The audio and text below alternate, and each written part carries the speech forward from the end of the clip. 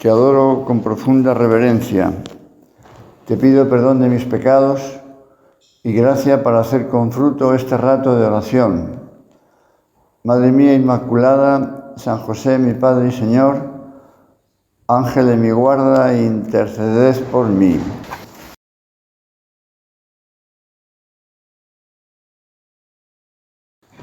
Hemos procurado acompañar al Señor estos días, podríamos decir también durante los 40 días de la Cuaresma. Queremos acompañarle más intensamente, si es posible, durante la Semana Santa y particularmente en esos momentos en los que le veremos en la cruz. Esperemos que, fortalecidos con la Eucaristía que habremos recibido ese día previo del Jueves Santo, podamos ser valientes y no huir cuando llegue ese momento trascendental de la muerte en la cruz. Y podamos haber entendido y creído aquellas palabras que el Señor repetidamente, al menos en 2, 3 ocasiones, había anunciado a sus discípulos sobre lo que le sucedería en Jerusalén, que padecería, que sería crucificado, que moriría, pero que al tercer día resucitaría. Estamos entonces esperando ese momento impresionante de la resurrección.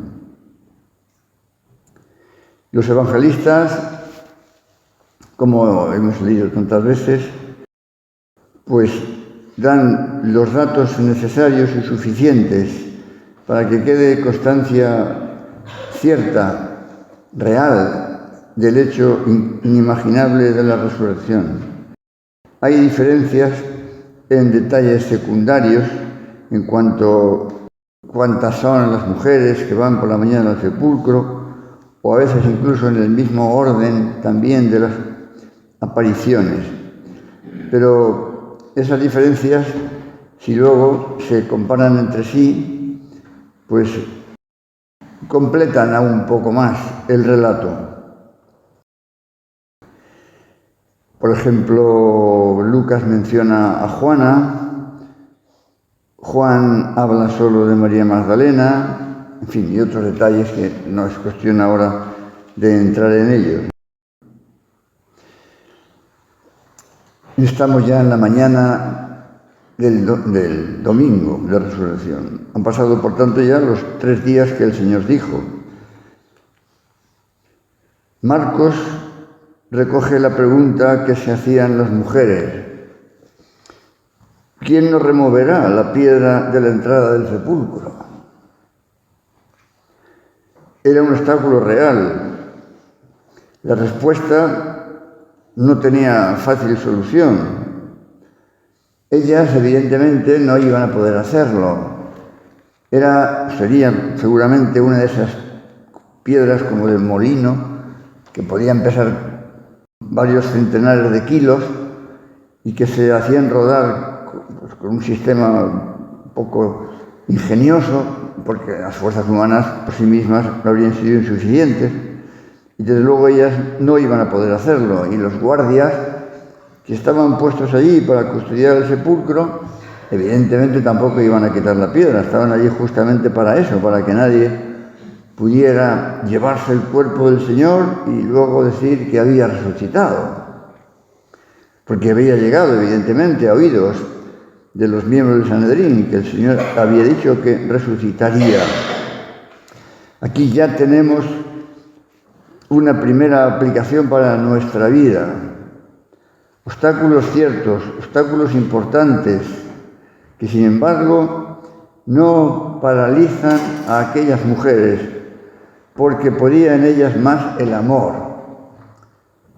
Podría parecer absurdo. ¿Para qué vamos? Si no, vamos a poder embalsamar el cuerpo. Si es... El amor les impulsa, de una manera podríamos decir que no tiene en cuenta la realidad. Eran ingenuas, eran poco lógicas, eran sobre todo unas mujeres que querían apasionadamente al Señor. Para nosotros también, en no pocas ocasiones, encontramos obstáculos de un tipo o de otro. Obstáculos para hacer el bien, obstáculos para amar, para llevar a cabo una tarea apostólica o de otra índole, con un buen fin. Y somos a veces muy racionales. Ciertamente hemos de sopesar las dificultades, es parte de la prudencia.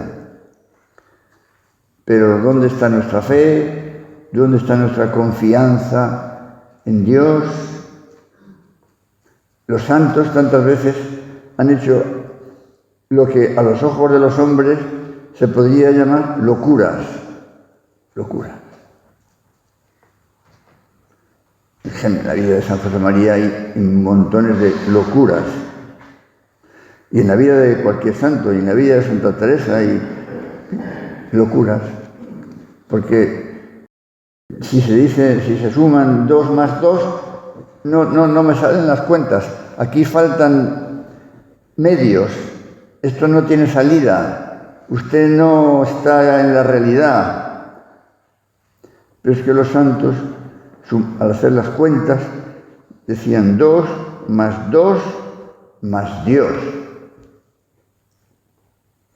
Bien, pues alguna locura también conviene que hagamos nosotros. No alguna, sino, quiero decir, que nos fiemos del Señor, que seamos audaces, que tengamos confianza en la gracia, que no nos paralicen los obstáculos, que pensemos bien, pero que nos fiemos del Señor. Y entre estas mujeres no vemos a la Virgen María. ¿Cómo no va nuestra madre a embalsamar el cuerpo de su hijo? Es que ella sí sopesó mejor que las mujeres el obstáculo y por tanto era consciente de que no podía hacer nada por su hijo y se quedó en su casa.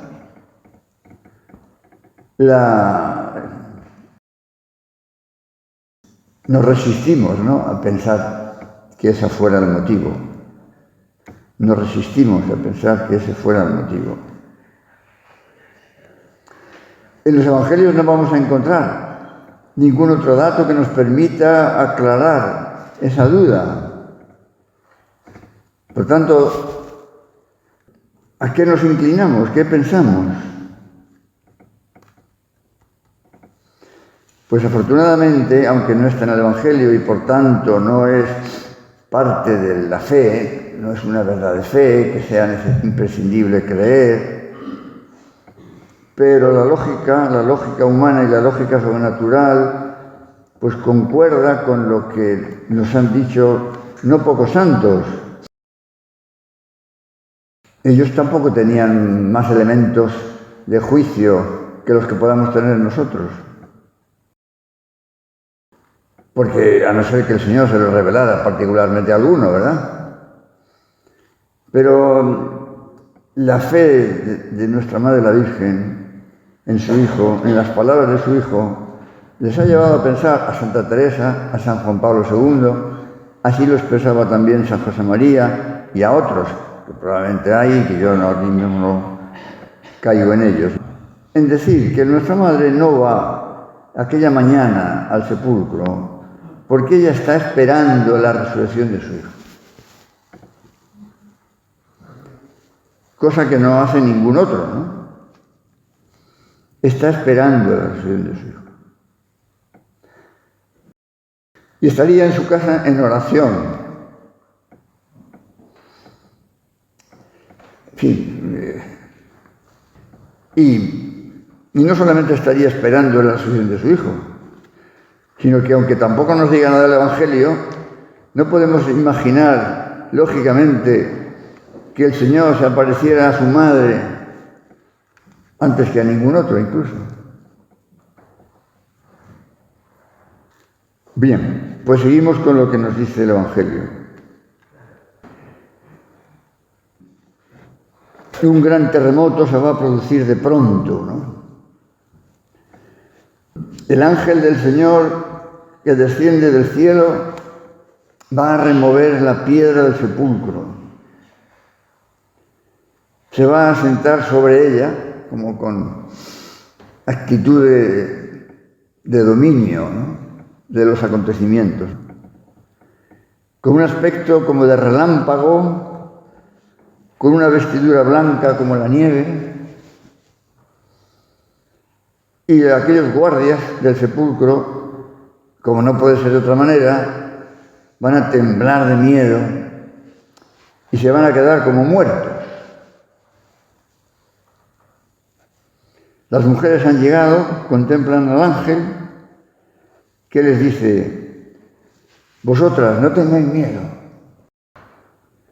Lo sobrenatural, lógicamente, produce o puede producir una impresión de miedo. No tengáis miedo.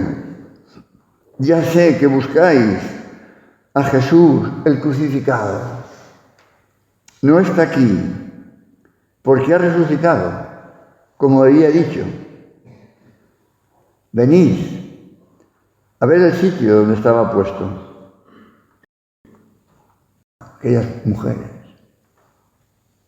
De pronto, no sé, quizá ellas también recordaran los momentos en los que el Señor había dicho que iba a resucitar, aunque todavía no lo han visto, todavía quizá no acaban de creer, aunque el ángel les esté diciendo que ha resucitado. Lucas, porque esto que acabo de decir nos lo cuenta San Mateo, Lucas recoge otras palabras del ángel, muy parecidas, pero ¿por qué buscáis entre los muertos al que está vivo? Y añadirá: convenía que el Hijo del Hombre fuera entregado en manos de hombres pecadores y fuera crucificado y resucitara al tercer día. Está recordando las palabras que el Señor había dicho: resucitar al tercer día. Las mujeres se van tranquilizando ante aquellas palabras del ángel y fueron capaces de hacer lo que aquel impresionante personaje les estaba diciendo. Y fueron las primeras en comprobar que efectivamente allí no estaba el Señor. Allí no estaba el Señor. Ellas mismas habían ayudado a depositar en aquel mismo lugar su cuerpo 3 días antes, envuelto en el sudario. Entonces, nos dice el Papa Francisco, comentando esta escena: no es fácil aceptar la presencia del resucitado en medio de nosotros. La pregunta que el ángel dirigió a las mujeres aquella mañana de Pascua: ¿por qué buscáis entre los muertos al que está vivo?, nos debe interrogar también a nosotros. Buscamos entre los muertos al que vive cada vez que nos dejamos llevar por el egoísmo o por la autocomplacencia, cuando nos dejamos seducir por el poder y las cosas de este mundo, olvidando a Dios y al prójimo, cuando ponemos nuestra esperanza en vanidades mundanas, en el dinero, en el éxito. Cada vez que perdemos la esperanza o no tenemos fuerzas para rezar, cada vez que nos sentimos solos, abandonados de los amigos o incluso de Dios, cada vez que nos sentimos prisioneros de nuestros pecados. Todo esto es buscar entre los muertos al que vive. Ahí, entre los muertos, entre ese ámbito que acaba el Papa de recordarnos, ahí no está Dios. La advertencia del ángel nos tiene que ayudar a salir de nuestras tristezas y a abrirnos a la alegría y a la esperanza que remueve las piedras de los sepulcros y nos empuja a anunciar que Jesús está vivo. Estamos en la culminación del Evangelio, la resurrección del Señor, la base de nuestra fe, la base de nuestra esperanza. Como nos dice San Pablo, si el Señor no ha resucitado, vana es nuestra fe. Nosotros seríamos los más desgraciados de todos los hombres. El cristianismo perdería su valor. Toda la misión de la Iglesia se quedaría sin brío. Mientras que ahora, con Cristo resucitado, comienza y seguirá hasta el final con ese fundamento indestructible de que Cristo ha vencido a la muerte, al pecado. El mensaje que nosotros tenemos que llevar al mundo es este: Jesús, el amor encarnado, murió en la cruz por nuestros pecados, pero Dios Padre lo resucitó y lo ha constituido Señor de la vida y de la muerte. Ha vencido el amor, ha vencido el odio, la misericordia, ha vencido al pecado, el bien al mal, la verdad a la mentira y la vida a la muerte. Palabras del Papa Francisco, llenas de fuerza. El mensajero, enviado por el cielo, dice lo imprescindible, no da detalles que no sean muy necesarios, con gran sobriedad de palabras, como si estuviera hablando de algo completamente normal. Y también como con prisa concluye su mensaje: marchad enseguida, decid a sus discípulos que ha resucitado de entre los muertos. Irá delante de vosotros a Galilea, allí le veréis. Mirad que os lo he dicho. Y aquellas mujeres parten al instante del sepulcro, con temor y con alegría. Van corriendo a dar la noticia a los discípulos. Obedecen sin tardanza, sin detenerse, con una alegría que no les cabe en el pecho, compatible con el temor del que habla el Evangelio, que se debe entender más bien como asombro ante lo sobrenatural, ante la presencia del ángel y ante el hecho portentoso de la resurrección del Señor. La mente y el corazón de aquellas mujeres no necesitaban reflexiones de otra índole, ¿no? Y sin embargo están tan convencidas. Van hacia el cenáculo y de pronto Jesús les salió al encuentro y les saludó, dice San Mateo. Seguramente ellas no esperaban ese encuentro y se acercaron, abrazaron sus pies y le adoraron. En estas escenas, en estas palabras, nos damos cuenta que aquellas mujeres pues pensarían que su vida estaba en el momento más trascendental, más importante de toda su existencia.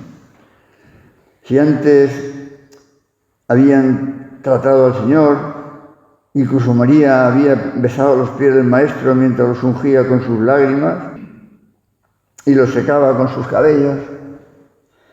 Ahora, sin dejar de estar presente en la humanidad, la divinidad de Jesús, su condición de Dios, era patente por su resurrección.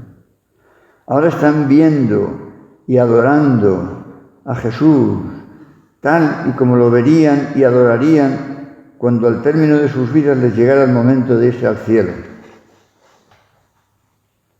Por eso podríamos decir que en cierta manera esos momentos de adoración, aunque fueran breves, serían lo más parecido a estar en el cielo. Son como entrar ya en la eternidad. Y el Señor les dirá: no tengáis miedo, id a anunciar a mis hermanos que vayan a Galilea, allí me verán. No tened miedo. Estas palabras del Señor también antes del ángel pueden ser también como algo que quede grabado en nuestras vidas. Ahora, al término del curso de retiro, no tener miedo a las dificultades, no tener miedo a los problemas. Si estamos con el Señor, para los que aman al Señor, todo contribuye al bien. El que ha vencido a la muerte, ¿qué no podrá hacer por aquellos a los que Él ama?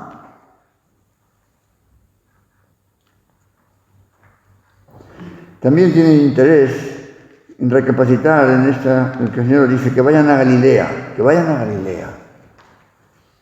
El Papa también ha reflexionado sobre el sentido espiritual de esa indicación de ir a Galilea. ¿Qué significa Galilea? Dice el Papa: Galilea es el lugar de la primera llamada, donde todo empezó. Volver allí, volver a Galilea, es volver al lugar de esa primera llamada. Por tanto, es como volver a Galilea, quiere decir releer todo a partir de la cruz y de la victoria, sin miedo. Releer la predicación, los milagros, los entusiasmos, las defecciones, hasta la traición. Releer todo a partir del final, que es un nuevo comienzo de este acto supremo de amor. Pensar en nuestra vida cristiana, quizá a lo mejor de una manera más particular, en aquel momento en el que nos decidimos a seguir al Señor más de cerca, ahora con la fuerza de la resurrección. Es necesario volver allí para ver a Jesús resucitado en Galilea y convertirse en testigos de su resurrección. No es un volver atrás, no es una nostalgia, es volver al primer amor para recibir el fuego que Jesús ha encendido en el mundo y llevarlo a todos los extremos de la tierra. De modo que la resurrección del Señor hace nuevas todas las cosas. Da el sentido definitivo a toda nuestra existencia. Caminando junto a Jesús resucitado, tenemos la garantía más firme de estar en el buen camino, el que nos conduce a la patria celestial. De modo que ir a Galilea es la experiencia del encuentro personal con Jesucristo, que me ha llamado a seguirle y a participar en su misión.